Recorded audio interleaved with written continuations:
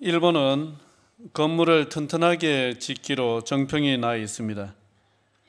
일본이 건물을 아주 튼튼하게 짓게 된 이유는 역설적이게도 건물이 많이 무너졌기 때문입니다. 바로 지진 때문입니다. 큰 지진이 날 때마다 많은 집과 빌딩이 무너지다 보니까 어떻게 하면은 지진에 견뎌낼 수 있는 집을 또 빌딩을 지을 수 있을까, 그렇게 연구를 하게 되었고, 또 아울러 건축 규제, 건축법을 강화해 왔습니다. 특히 1978년도에 미야기현에서 발생했던 그 지진으로 엄청나게 많은 피해를 보았는데, 그때 일본은 내진 그 기준을 진도 5를 견딜 수 있는 건물을 지어야 된다. 진도 5에서 진도 7을 견딜 수 있는 건물을 지어야 된다라고 그 기준을 대폭 강화했습니다. 그래서 그 이후부터 진도 7의 지진이 나도 무너지지 않는 건물을 지어야만 준공 검사가 나게 되어 있습니다. 그로 인해 가지고 1995년도에 일본의 고베이에서 대지진이 일어났었습니다. 20세기에 일본에서 일어난 지진 중에 두 번째로 큰 지진이었습니다. 많은 인명피해가 있었고 많은 건물이 무너졌습니다만은, 그런데 신기하게도 그 건축 기준을 진도 7을 견딜 수 있는 그 기준을 통과한 이후부터, 그 이후에 건축된 건물들은 거의 무너지지 않았다는 그 조사 결과가 있습니다. 그러니까 무너지는 것으로 끝나지 않고 무너진 이후에 무너지지 않는 건물을 세우고자 기준을 마련하고 법을 고치는 노력을 게을리하지 않았기에 일본은 세계에서 가장 견고한 집을 짓는 나라가 되었습니다. 이러한 점은 우리가 일본에 대한 감정이 썩 좋은 것은 아니더라도 배워야 되는 부분은 틀림없는 것 같습니다. 사울이 하나님께 버림받는 원인이 되었던 두 번째 사건, 오늘 우리가 살펴보고자 하는데, 하나님은 아말렉을 쳐서 진멸하라고 사울에게 명하셨습니다. 그러나 사울은 진멸하지 아니하고 좋은 것을 남겨왔습니다. 사무엘이 지난번처럼 사울을 추궁을 하지만은 사울은 역시나 이번에도 변명으로 일관합니다. 그래서 하나님은 사울을 영영 버리기로 결심을 하셨습니다. 그 사건이죠. 이 사건을 통해 가지고 우리는 인생을 무너지지 않는 견고한 인생으로 세워나갈 수 있는 세움의 원리를 사울의 경우를 통해 가지고 타산지석으로 한번 생각을 해보고자 합니다. 사울은 아말렉을 진멸하려는 하나님의 명령을 어기고 좋은 것을 남겨왔습니다. 자, 9절 말씀인데요, 한번 같이 보겠습니다. 시작. 사울과 백성이 아각과 그의 양과 소의 가장 좋은 것 또는 기름진 것과 어린 양과 모든 좋은 것을 남기고 진멸하기를 즐겨 아니하고 가치 없고 하찮은 것은 진멸하니라.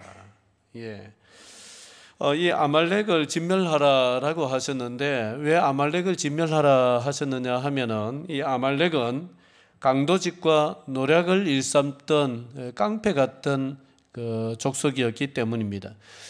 이스라엘 민족이 출애굽을 해가지고 광야를 이제 지나갈 때에 그 아말렉이 그 후미를 쳐서 상당한 피해를 줬던 적이 있습니다. 이스라엘뿐만 아니라 그 광야에 기거하면서 광야를 지나가는 여행객들이라든지 상인들, 이런 사람들을 항상 쳐서 강도짓을 일삼고, 그뿐만 아니라 또 정주민족들이 농사를 지어가지고 가을거지를 해놓으면은 그때 항상 쳐들어와 가지고는 마을 사람들을 죽이고 또 거둬들인 곡식을 빼앗아가는 이런 노략을 일삼는 민족이 아말렉이었습니다. 그렇지만 누구 하나 이들을 손보지를 못하였는데, 그런 아말렉을 하나님이 이제 때가 되어서 심판을 심판하고자 하시는데 누구의 손을 통해서 심판하고자 하시느냐? 사울의 손을 통해서 심판하고자 하시는 것입니다. 그래서 사울들어 가서 다 진멸해라 그렇게 하셨습니다. 이 전쟁은 다른 전쟁과 다릅니다. 이것을 이 본문을 이해하는 아주 중요한 부분인데요. 이 전쟁은 다른 전쟁과 다르게 순수하게 하나님의 정의를 실현하기 위한 전쟁입니다. 이런 전쟁을 뭐라고 부릅니까? 거룩한 전쟁이다. 성전이다. 그렇게 부릅니다. 그 성전을 치를 때에 대원칙이 있습니다. 이건 뭐냐?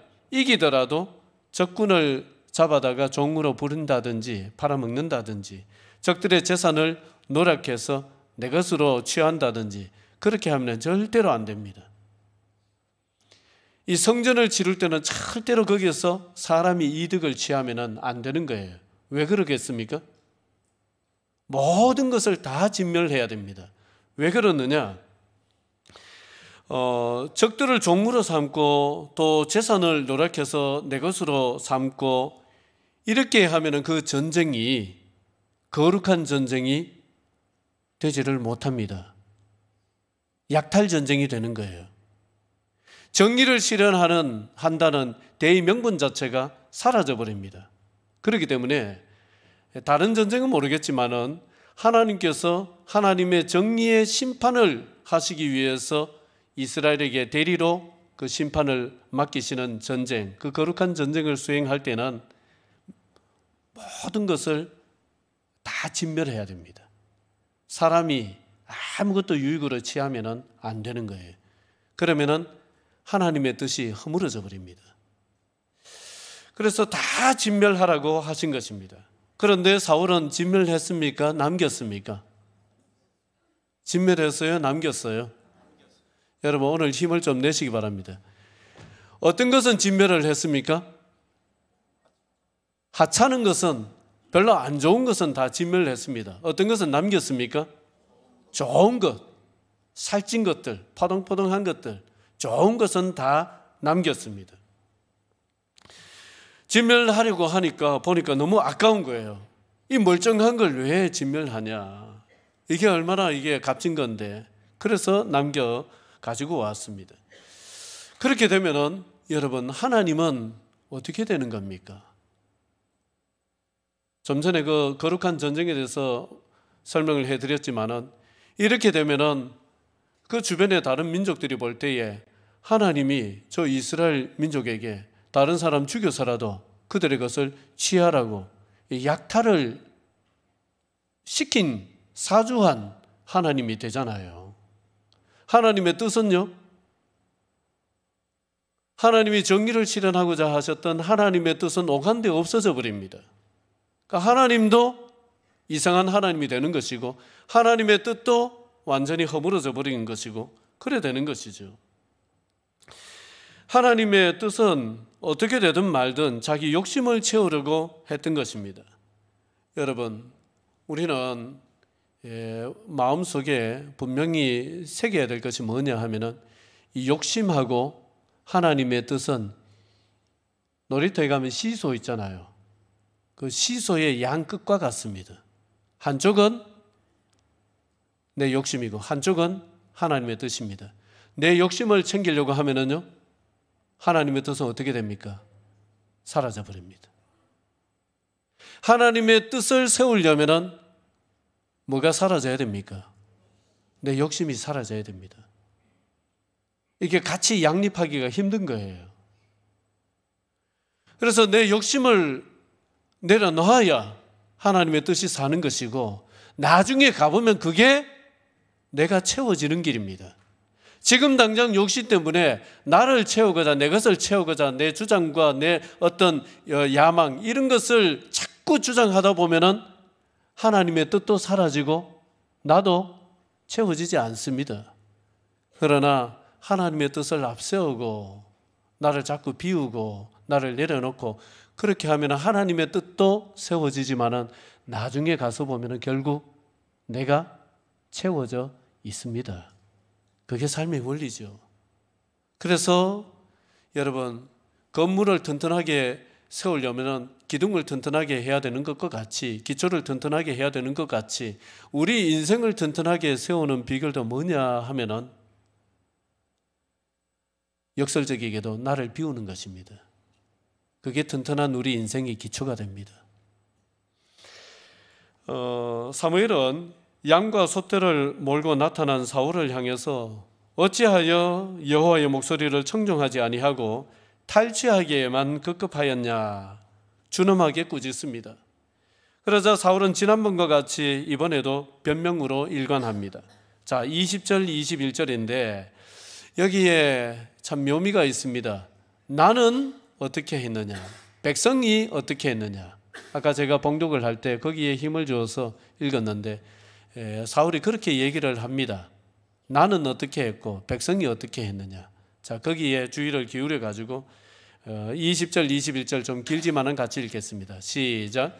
사울이 사무엘에게 이르되 나는 실로 여호와의 목소리를 청종하여 여호와께서 보내신 길로 가서 아말렉 왕 아각을 끌어왔고 아말렉 사람들을 진멸하였으나 다만 백성이 그 마땅히 멸할 것 중에서 가장 좋은 것으로 길갈에서 당신의 하나님 여호와께 제사하려고 양과 소를 끌어왔나이다 하는지라. 요약하면은 나는 여호와의 목소리를 어떻게 했다? 청종했다. 여호와의 목소리를 어긴 것은 누구라고 해요? 백성이. 다만 백성이 하나님께 제사 지내는데 쓰려고 좋은 것을 가지고 왔다, 끌어왔다, 이래 얘기를 하는 겁니다. 나는 어떻게 했고 못했습니까? 잘했습니까? 못한 것은 누가 못했고 이렇게 얘기를 하는 거예요. 여러분, 모름지기 왕이라면은 아무리 백성이 잘못했다 하더라도 백성의 잘못을 덮어주거나 아니면은 자기가 대신 짊어지거나, 이게 왕이죠. 이게 어른이죠. 이게 지도자입니다. 그런데 책임을 모면하기 위해서 백성에게 책임을 전가하는 모습을 보입니다. 옛날에 중국의 황제들이 사냥을 할 때에, 저를 보십시오. 사냥을 할 때에 이제 몰입꾼들이 있습니다. 황제가 사냥을 성공할 수 있도록 몰입꾼들이 어떻게 몰아주느냐, 오른쪽 왼쪽 저 앞에서 이렇게 포위를 해서 포위망을 좁혀가지고 그 안에 든 짐승들을 누구에게로 몰아줍니까? 왕에게, 황제에게 몰아줍니다. 그럼 황제는 이따가 활을 쏘는데 그렇게 이제 포위망 속에 갇혀 있는 짐승이 두 가지 반응을 보입니다. 첫 번째 짐승은 앞으로 막 달려오는 겁니다. 두 번째 짐승은 뒤로 도망치는 것입니다. 앞쪽으로 달려오는 짐승이 있고 뒤쪽으로 도망치는 짐승이 있는데, 이때 황제는 누구에게 화살을 쏘겠어요? 아무데나 쏘지 않습니다. 대원칙이 있습니다. 자, 1번 뒤로 도망치는 짐승, 2번 앞으로 달려오는 짐승. 보기가 바뀌었습니다. 1번 앞으로 달려오는 짐승, 2번 도망치는 짐승. 2번이에요. 왜 그런지 아세요? 앞으로 달려오는 짐승, 여러분 화살 한 번만에 맞추는 거 어렵습니다. 만약에 죽기 살기로 기세를 가지고 앞으로 달려오는데 그 화살을 쐈는데 빗나가면 어떻게 됩니까? 자기가 다치죠. 그렇기 때문에 이렇게 앞으로 죽기 살기로 내 쏴봐라 이러면서 달려오는 짐승은 절대로 안 쏩니다. 그건 피합니다. 도망가는 짐승을 쫓아가면서 쏩니다. 그게 사냥할 때의 대원칙입니다.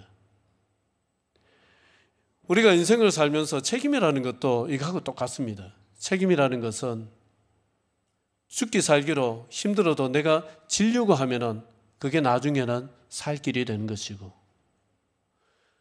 죽기 살기로 안 지려고 애를 쓰면은 그게 나중에는 죽는 길이 되는 것이고, 죽기 살기로 지키려고 하면은 잃어버리는 게 되는 것이고, 죽을 각오로 지려고 하면은 얻게 되는 것이고, 그래야 되는 것이죠. 그게 책임이라는 것입니다. 인생을 견고히 세우는 길은 피해가지 않고 지는 데에 있습니다.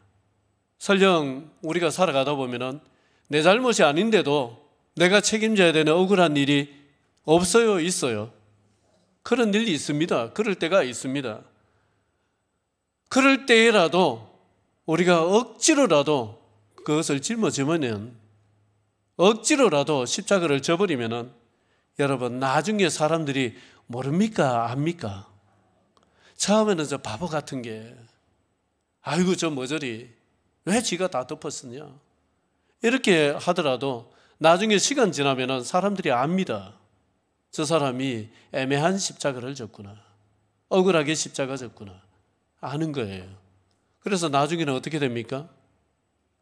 나중에는 그 책임졌던 그 억울함이 면류관이 되는 이런 역사가 되는 것이죠. 여러분, 우리 인생에서 참 이것은 우리가 깊이 새기고 또 우리가 실천을 해야 될 부분입니다. 몇 차례 말씀드린 적이 있습니다만은, 우리 믿는 사람들은요, 칭찬받을 일이 있으면은 여러분, 그 칭찬을 절대로 혼자 다 차지하지 마십시오. 칭찬은 어떻게 해야 됩니까? 칭찬은 반드시 나눠야 됩니다. 무슨 일이 있어도 칭찬 혼자 다 내차지하면 안 됩니다. 칭찬은 무조건 나눠야 됩니다. 책임질 일이 있으면은요, 따라해 보십시오. 죽어도 나누면 안 된다. 책임은 내 혼자 독차지해야 된다. 여러분, 사람은 다 그 반대로 합니다. 그래서 인생이 허물어집니다. 그래서 명예가 허물어집니다. 그 반대로 해서는 안 돼요. 칭찬 내 혼자 다 받고 싶어도, 다른 사람한테 나눠주기 싫어도 죽기 살기로 살을 꼬집어 가면서라도 나눠버려야 됩니다. 책임은요, 모면하고 싶지만은, 억울하지만은, 그러나 덮어 쓰듯이 내가 져버려야 됩니다. 그러면은 그게 나중에는 인생을 세우는 견고한 반석이 되고 기둥이 됩니다. 이게 세움의 원리입니다. 거듭되는 추궁에도 계속해서 백성을 탓하면서 책임을 회피하자 사무엘은 사울에게 그 유명한 말로서 용도 폐기 선언을 합니다. 자, 22절 23절인데요. 너무나 유명한 구절이죠. 좀 깁니다. 같이 읽겠습니다. 시작. 사무엘이 이르되 여호와께서 번제와 다른 제사를 그의 목소리를 청종하는 것을 좋아하심같이 좋아하시겠나이까. 순종이 제사보다 낫고 듣는 것이 순양의 기름보다 나으니 이는 거역하는 것은 점치는 죄와 같고 완구한 것은 사신 우상에게 절하는 죄와 같음이라. 왕이 여호와의 말씀을 버렸으므로 여호와께서도 왕을 버려 왕이 되지 못하게 하셨나이다. 여러분, 사울이 소와 양 중에 좋은 것을 남겨온 그 이유를 둘러대지요. 물론 백성이 남겨왔다라고 하면서 뭐 하기 위해서 남겨왔다고 그랬어요? 여호와께, 당신의 여호와, 당신의 하나님 여호와께 제사 지내기 위해서 남겨왔습니다. 이래 대답을 했습니다. 그런데 거기에 대해서 사무엘은 뭐라고 하느냐 하면, 하나님이 진짜 받고자 하시는 제사는 순양의 기름이 아니라는 겁니다. 소 잡아서 양 잡아서 그 기름으로 하나님 앞에 태워드리는, 그게 하나님이 받고자 하시는 제사가 아니라, 하나님이 진짜 받고자 하시는 제사는 뭐냐 하면 하나님의 말씀을 듣는 거예요. 순종하는 거예요. 하나님은 그 제사를 받으신다, 그 말입니다. 그래서 순종이 제사보다 낫다, 듣는 것이 순양의 기름보다 낫다, 이 말씀을 하는 거예요. 여러분, 주먹을 쓰면서 행인들 돈을 갈취하는 아들이 아무리 타일러도 듣지를 않고 또 하루는 지나가는 행인 때려가지고는 돈을 빼앗아가지고 아버지한테 왔어요. 그래 아버지가 그 소문을 듣고, 야 이놈아, 내가 그렇게 하지 말라고 했는데 네가 또 그렇게 했느냐, 이러니까 그 아들이 넉살 좋게 뭐라고 하느냐 하면은 아버지 고기 사드리려고 그랬습니다. 그러는 거예요.